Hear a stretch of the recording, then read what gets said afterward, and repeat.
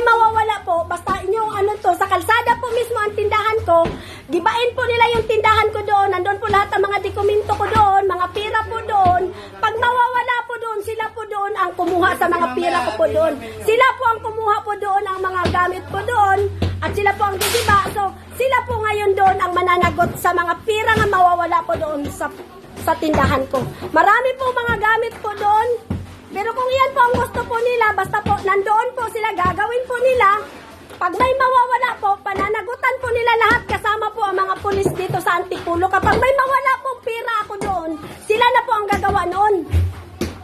Sila po ang may kasalanan kapag oras na may mawala nga pira po doon. Mayroon po ako doon mga tinago, gusto po nilang gibain. Bahala na po sila. Ayun kayo, nandoon na nga si Ano nangyari? Bakit ganyan yung nangyari? Hayaan mo. Dapat hinayaan niyang kami yung gumawa yung papel. May pinakita ba sa inyong papel? Yun lang, demolition, rate of demolition lang ang pinakita ni Belinda. Saan yung galing sa korte na papel? Nandoon din ang mga galing sa korte niya, hawak niya, pero hindi niya pinakita lahat.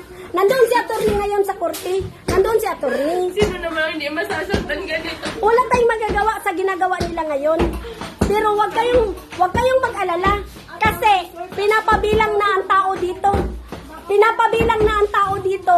Ngayon, doon. Walang aalis dito at hindi tayo aalis kung hindi po sila magbabayad sa bahay namin. Hindi po kami aalis kapag hindi po nila pagbabayaran. Kasi hindi po namin ninanakawan po ang mga pira na pinagagawa po namin dito.